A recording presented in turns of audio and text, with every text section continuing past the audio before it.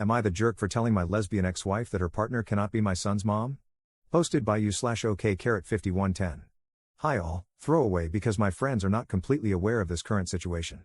I, 35M, was married to my ex-wife, 34F, for 7 years. 2 years ago, my ex-wife came out as a lesbian. This came as a complete shock to me. She and her partner, who were co-workers, had been having an affair since she joined the company a year before our divorce. We have a son together, 8M. I was heartbroken and devastated. I felt betrayed, as I had spent 7 years of my life with this woman, and it all felt like a lie now.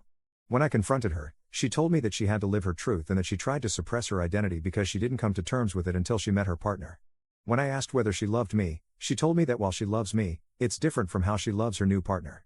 This broke my heart even further. The divorce was quick as she did not want anything from me, and we agreed to a 50-50 split of custody.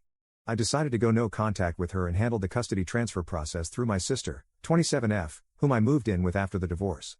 I sold the house, and we mutually agreed that the excess money from the sale would go into a college fund for our son.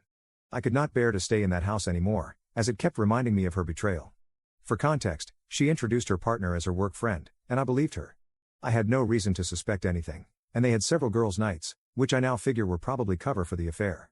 For 6 months, I was in a depressive state because I didn't know where I went wrong. But this is one of those scenarios where nothing I could have done would have made it better. This realization made me even more depressed, and the fact that all the vows and little things she said at our wedding were all just lies trying to keep up a ruse made it even worse. The two people that got me through this state were my sister, to whom I am eternally grateful for helping with her nephew and supporting me while maintaining her career, and my college ex-girlfriend. Around 4 months after the divorce, we reconnected at a reunion, and she really helped me through the worst of it as a friend. About a year after the divorce, we started officially dating, and I introduced her to my son. During this time, my ex-wife's partner had limited interactions with my son. This was not because of anything I said, but my ex-wife wanted him to adjust to his new reality. My son is at that weird age where he understands what's going on but doesn't fully grasp the situation. If you know, you know. He understands that mommy has a girlfriend and that mommy and daddy are no longer together. I'm pretty happy with how he has come to terms with the divorce, especially considering we didn't explicitly talk to him about LGBTQ+ topics. We had decided that we could discuss these things when he's a bit older. Around 8 months ago, my ex told me she was officially moving in with her partner and that she was engaged. At this point, I was still no contact except for brief conversations concerning our son. She invited me to the wedding, but I declined.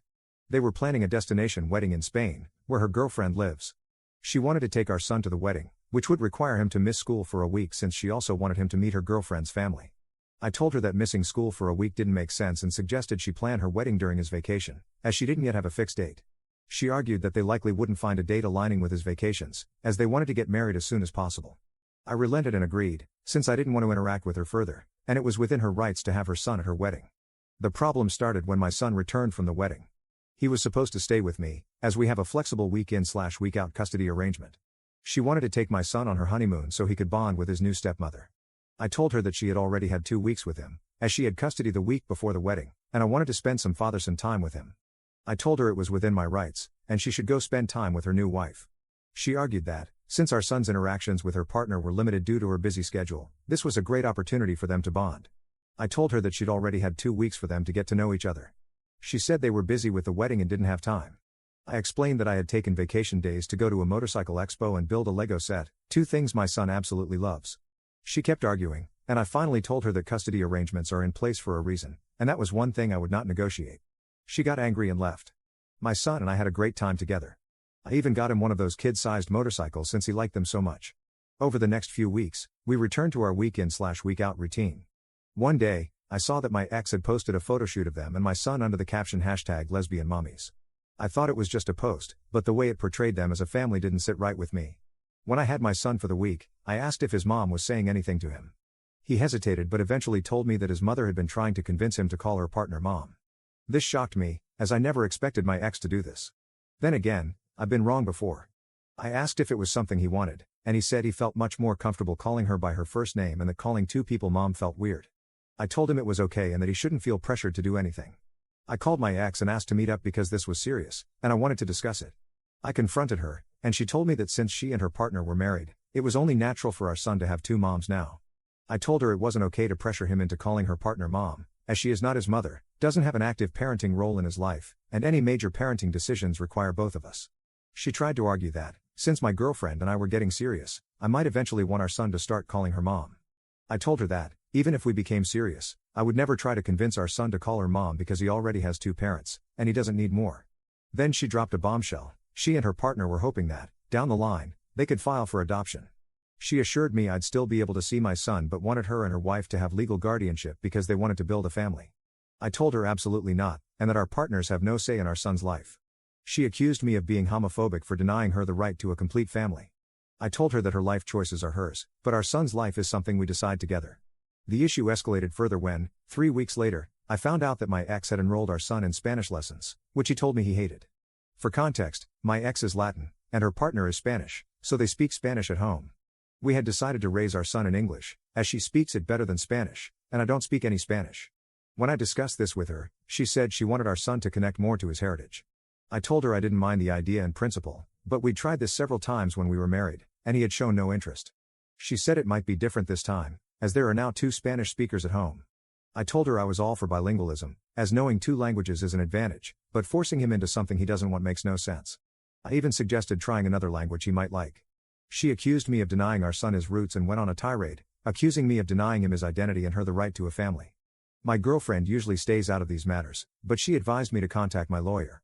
My lawyer assured me that even if they filed an adoption notice, I could contest it, and it would take something exceptional, like abandonment, for my contest to be rejected. My ex keeps posting pictures of our son as part of her new family, and it's honestly started to trigger me. 2 weeks ago, I interacted with my ex's new wife for the first time after the divorce. She contacted me to meet up and told me that my ex had finally started to recover from the trauma of coming out and building a new life. She accused me of being emotionless and uncaring during the divorce, guilt-tripping my ex into agreeing to 50-50 custody, and standing in the way of their happiness. She also told me I should agree to the adoption in a few years, as they've always wanted a family, and I would still remain my son's dad and could visit him. I told her I didn't care about her emotional state during the divorce and that my custody demands were fair by any rational standard. I told her if they wanted a perfect family image, they should have a child of their own with no connection to me. I feel like all this has started to affect my son more than anything. He's a lot less happy than he was a few months ago, as we had started to adjust to this new reality.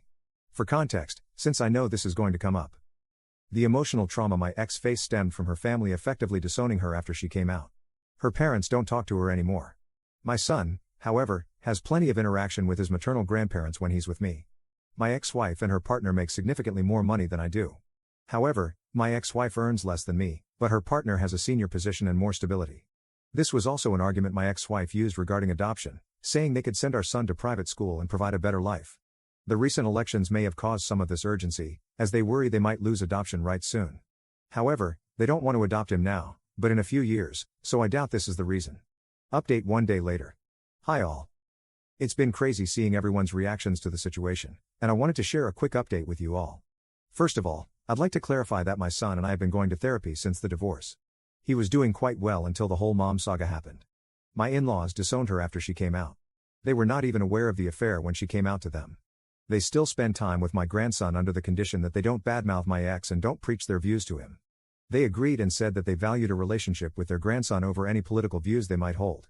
I have been a part of every interaction they have had with him because I was worried they might say something inappropriate. Thankfully, this has not been the case. Her extended family has told me that they have all cut her off as well, some for the affair and some for her being gay. Our mutual friends also cut her off because of the affair.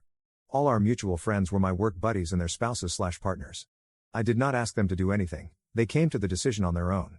I was actually glad when she told me she had made a friend on her own, as she used to complain about not liking her colleagues. We all know how that turned out. I'm pretty sure they're not planning to skip the country. I have all my son's documents, and we decided this during the divorce because she was still figuring out where to go. Since I was moving in with my sister, the chances of them getting misplaced were low. I have also not received any demands for the documents, and she returned the passport to me when we came back. The whole adoption thing probably stems from the fact that my son has a very close relationship with his mother. The only times he has really complained to me are when she asked him to call her partner mom and when she made him take Spanish classes he didn't want.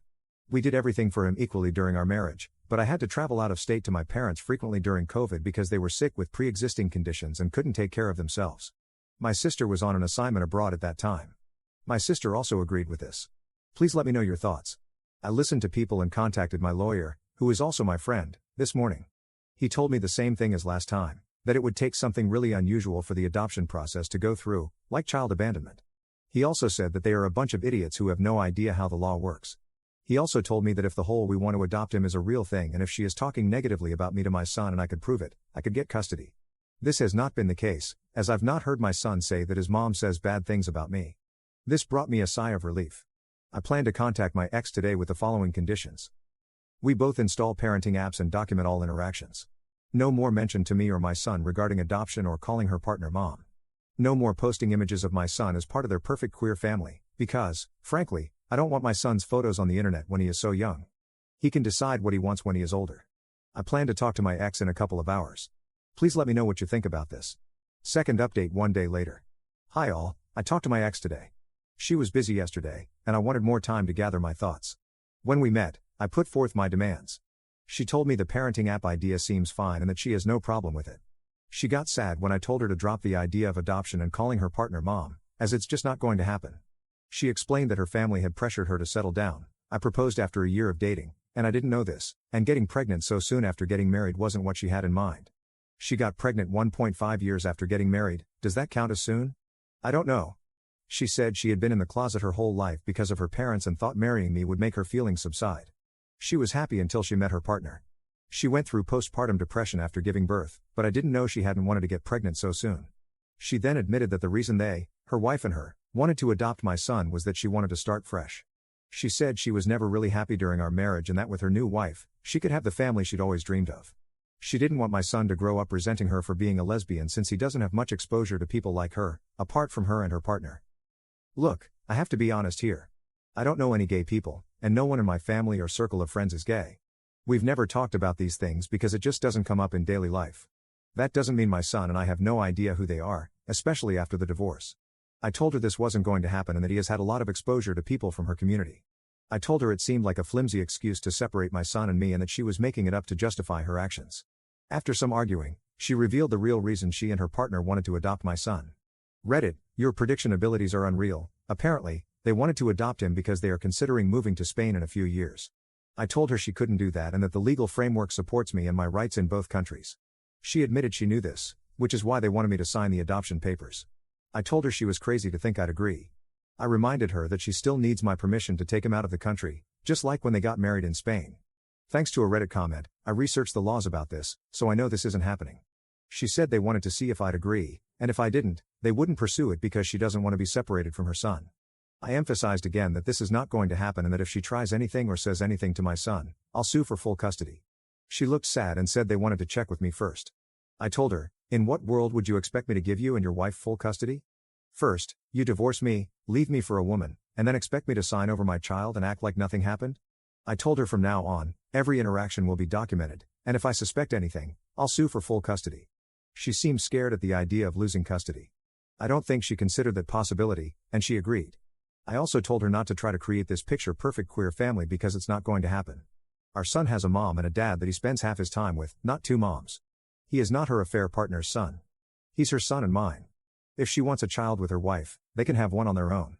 I reminded her that the courts are more likely to side with me because of what she's been trying to do and the fact that I work from home and spend more time with our son than she does. I've been trying to ensure he has a stable relationship with both parents since the divorce because I don't want him to resent either of us. But if she tries to remove me from his life, I'll sue for full custody and deal with any resentment he has toward us. I didn't want to argue anymore, so I left the room. I secretly recorded the conversation to have proof in case anything happens. Honestly, Reddit, I've been very angry at my ex since the divorce. I haven't shown it around her or my son because I don't want her to use it against me, and I've been going to therapy, but I'm still angry inside. Her comments today about our marriage hurt me even more. I spent 7 years with this woman, and her betrayal still angers me to this day. When I got home, I contacted my lawyer friend.